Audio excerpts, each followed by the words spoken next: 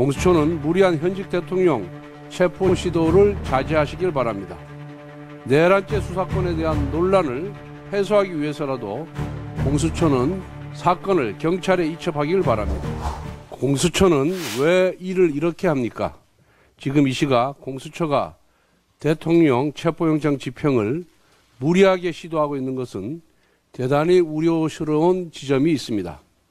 현장에서 충돌 우려가 있는데 현장에 계신 어느 누구도 다쳐서는 아니 됩니다. 공수처도 무리하게 영장을 집행하려고 하다가 오히려 국민과 싸우러 들면 안 됩니다. 대한민국의 국격이 달려있는 문제입니다. 공수처는 무리한 현직 대통령 체포 시도를 자제하시길 바랍니다. 내란죄 수사권에 대한 논란을 해소하기 위해서라도 공수처는 사건을 경찰에 이첩하길 바랍니다. 아울러 대통령의 출석은 대통령실과 대화를 통해 적절한 시기에 적법한 절차에 따라 진행되길 바랍니다.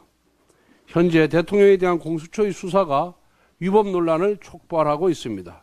이미 탄핵 찬반으로 사회 갈등이 지속되는 상황에서 절차적 공정성을 훼손하는 수사는 향후 사회 갈등을 더욱 부추길 뿐입니다.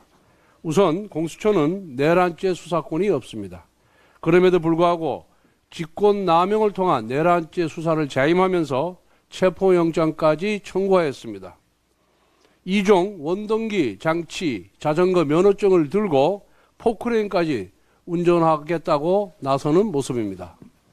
또한 공수처가 청구한 영장에도 문제가 있습니다. 통상 공수처의 영장은 서울중앙지법에서 해왔습니다. 그런데 이번에는 유독 서부지법에 신청했습니다. 편의적인 판사 쇼핑을 했다는 지적이 나와도 할 말이 없는 상황입니다. 게다가 공수처가 발부받은 수색영장에 형사소송법 제110조, 제111조의 적용은 예외로 한다라는 내용이 명시되어 있습니다. 군사상, 공무상 비밀 장소 수색에 기관 허락이 필요하다는 조항을 판사가 자의적으로 삭제한 것입니다. 판사는 법의 영역 안에서 법적 판단을 하는 사람입니다. 그런데 이번 영장 전담 판사는 법의 영역 밖에서 법의 적용 여부를 자의적으로 판단했습니다. 즉 판사가 법 위에 선 것입니다. 사법부 역시 국정 운영의 한 축입니다.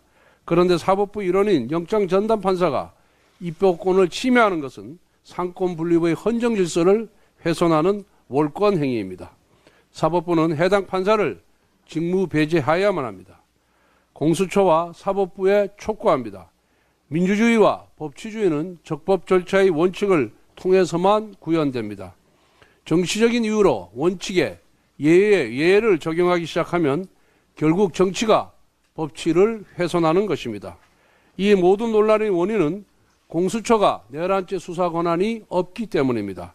그렇다면 공수처는 대통령실과 적절하게 협의해서 영장 청구 등 수사를 진행하든지 아니면 완전히 수사에서 손을 떼고 경찰의 수사를 맡기든지 해야 할 것입니다. 헌법재판소가 연일 대통령 탄핵소추안을 조속히 처리하겠다고 합니다. 대통령 탄핵만 시급한 것이 아닙니다. 장관, 방통위원장, 감사원장, 중앙지검장 탄핵도 대단히 시급하고 중요합니다. 지금 국무회의가 온통 권한대행회의가 되어 있습니다. 탄핵을 행정부 곧박독으로 사용하는 민주당의 협박정치에 헌재가 경종을 울리지 않는다면 작금의 국정 혼란은 수습이 될 수 없습니다. 손준성 검사장 탄핵은 형사사건의 법원 판결을 기다린다는 이유로 1년 넘게 멈춰섰습니다. 지난달 6일 2심 무죄 판결이 나왔는데 언제 나올지도 모르는 대법원 판결만 하세월 기다리겠다는 것입니까? 헌법재판소는 최재형 감사원장 탄핵에 대해 소추 사유가 불분명하다고 밝혔습니다. 탄핵 소추 사유가 분명하지 않으면 기각이나 각하시키면 됩니다. 이창수 중앙지검장 탄핵 심판은 국회 측에서 변론 준비 기일에 불참해서 단 3분 만에 종료되었습니다.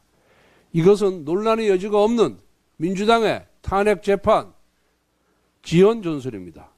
이준숙 방통위원장 탄핵 소추안은 가결된 지 벌써 5달이 넘었습니다. 그런데 헌재가 지난해 12월 24일로 예정되어 있던 마지막 변론 기일을 1월 15일로 연기했습니다. 이것도 헌재가 야당의 민주당의 방통위원장 탄핵 심판 지연 전술에 동조한 것입니다. 한덕수 대통령 권한대행 탄핵 가처분 신청은 쟁점이 아주 간단합니다. 의결 종족수가 151석이냐 200석이냐만 따지면 됩니다. 대통령 권한대행으로서의 직무수행까지 탄핵소추 사유를 명시한 탄핵소추문이 정족수 151석으로 통과된 것이 유효한가를 따지면 됩니다. 지금이라도 얼마든지 빠른 시간 내에 종결시킬 수 있습니다. 헌법재판소는 조속한 국정안정을 위해 헌재에 계류되어 있는 장관, 방통위원장, 감사원장, 검사들의 탄핵소추안을 신속하게 처리할 것을 다시 한번 촉구합니다. 아울러 헌재에 당부드립니다. 야당의 엉터리 탄핵 소추문을 보완해주는 논리를 헌재가 개발하면 안 됩니다. 헌재는 국회가 제출한 탄핵 소추문에 입각해서 판단한 다음 인용, 기각, 각하 중에서 결론만 내면 됩니다. 국회가 탄핵 소추를 발의할 때는 중대한 헌법 또는 법률에 대한 위반 사항이 있는지를 명확히 심사하고 논란의 소지가 없는 탄핵 소추문을 작성하도록 헌법재판소가 준엄한 명령을 내릴 것을 촉구합니다. 오늘은 우리 당의 상임 고문이시자 15대 국회 전반기 국회의장을 역임하신 고 김수환 국회의장님의 연결식이 있습니다. 의장님은 고 김영삼 대통령의 민주화 평생 동지였고 의회 민주주의를 지킨 거목이셨습니다. 또 생전에 당과 국회를 위해 애정어린 고언을 많이 해주셨던 분입니다. 특히 우리 정치에 대화와 타협의 중요성을 많이 강조하셨습니다. 그 어느 때보다 여야 간 대화와 협치가 무너진 작금의 국회를 보신다면 어떤 말씀을 하실지 면목이 없습니다. 오늘 여야 정치인 모두가 김수환 의장님의 뜻을 새겼으면 합니다. 고 김수환 의장님의 명복을 빕니다.